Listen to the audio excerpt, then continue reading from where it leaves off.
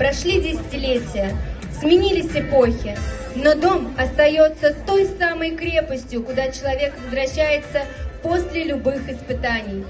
Запах смолистой древесины, свежезаваренного чая и душистых листьев смородины объединяет поколения, дарит покой и надежду на лучшее будущее. Пусть каждый раз, вспоминая историю нашей страны, мы будем помнить о значении простого человеческого счастья, которое начинается именно там, где ждут родные стены и звучит тихий шорох любимого куста смородины.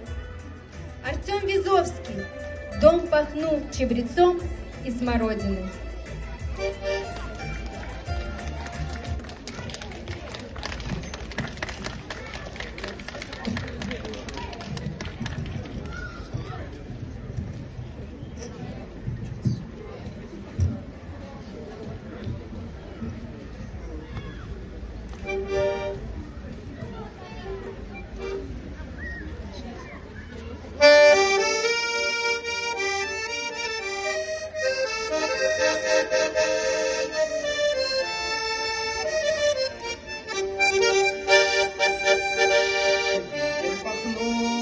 Чабрецом и смородиной день засиял белым светом берез. Эта земля называется Родиной. В этом краю я родился и рос. Вот и моя деревенька крестьяночка.